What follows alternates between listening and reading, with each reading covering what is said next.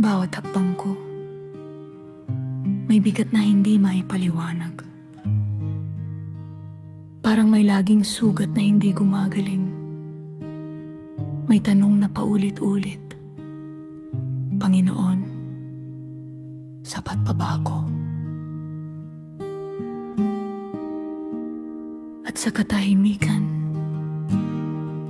may tinig na dumarampi sa puso. Banayad pero matalim. Parang tinik na humihiwa para magpagising. Anak, tingnan mo ako. At nakita ko siya. Hindi sa altar, hindi sa krus ng simbahan, kundi sa gitna ng buhay kong magulo, kung saan ang pag-asa ko'y parang naliligaw. Nakita ko ang koronang tinik. Matalim, matapang, pero hindi para manakit,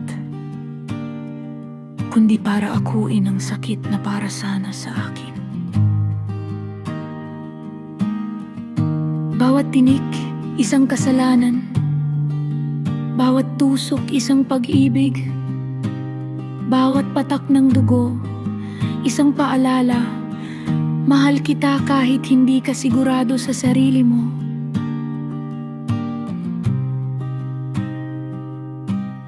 At doon ko naintindihan.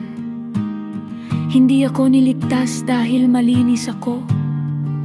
Hindi ako niakap dahil matatag ako. Hindi ako pinili dahil perpekto ako. Kundi dahil siya ay Diyos na marunong magmahal.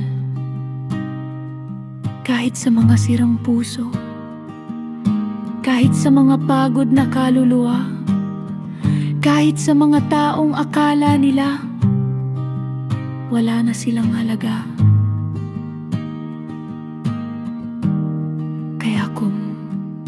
Pakiramdam mo ay basag ka, mahina, nagkakamali, alalahanin mo to. May koronang tinik na sinuot para sa'yo. May sakit na tiniis dahil sa'yo. May pag-ibig na hindi napuputol. Kahit ilang beses kang mabigo.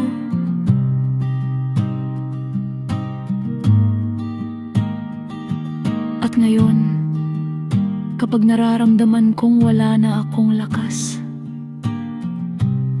tinitingnan ko ang korona at sinasabi niya, anak, hindi kita iniwan. Akong may koronang tinik, ang siyang magiging kapayapaan mo. Dahil ang tinik niya ang siyang nagpagaling sa akin.